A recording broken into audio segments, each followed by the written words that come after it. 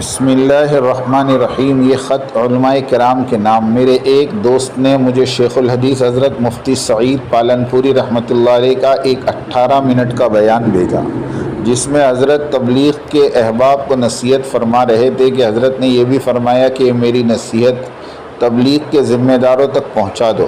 حضرت کی نصیحت بہت قیمتی تھی، جس میں سے 2 نصیحتیں میں آپ کے سامنے پیش کر رہا ہوں۔ پہلی نصیحت میں حضرت مفتی صاحب فرما رہے تھے تبلیغ کے کام کو تقریباً 70 سال ہو چکے ہیں، اور آج تک تبلیغ صرف فضائل کی بات کرتی ہے، مسائل کی بات بالکل بھی نہیں کرتی۔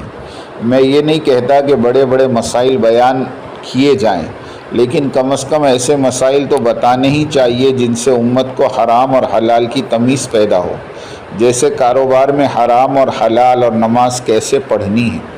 دوسری بات میں حضرت مفتی صاحب فرما رہے تھے کہ میں دیکھتا ہوں کہ 10 لوگوں کی جماعت میں سارے اللہ والے ہوتے ہیں، ایسا نہیں ہونا چاہیے۔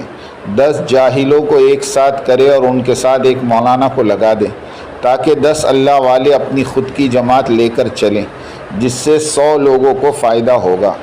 پھر حضرت مفتی صاحب فرما رہے تھے کہ تبلیغ میں کوئی تبدیلی نہیں آ رہی، وہیں کی وہیں ہیں۔ مولانا الیاس رحمۃ اللہ علیہ کا زمانہ دوسرا تھا، اس زمانے کے حساب سے 6 نمبر تھے۔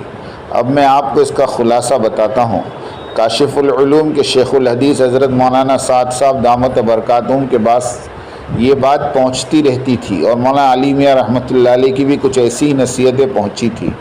منتخب احادیث کو لانے میں مولانا علی میاں کا بہت بڑا ہاتھ تھا، اور مولانا علی میاں رحمۃ اللہ علیہ نے اس کا مقدمہ بھی لکھا تھا۔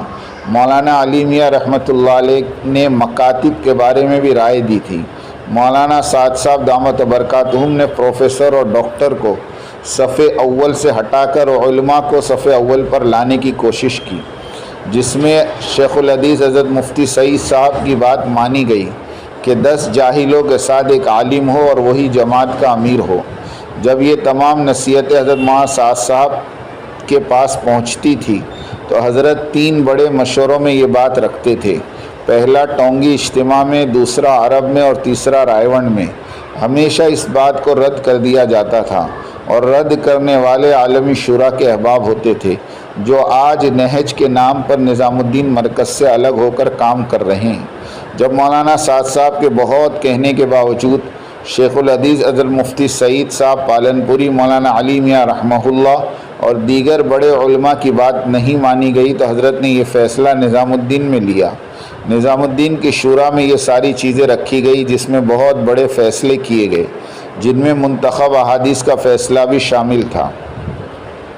حال ہی میں مولانا سعد صاحب کی ملاقات شیخ الاسلام مفتی تقی عثمانی صاحب سے ہوئی، جس میں مولانا سعد صاحب نے بتایا کہ ہم مسائل پر بھی کام شروع کر چکے ہیں، اور یہ بھی بتایا کہ نظام الدین مرکز کی طرف سے مکاتب پر پورا فوکس ہو رہا ہے، جس میں بہت سارے مکاتب تیار ہو چکے ہیں۔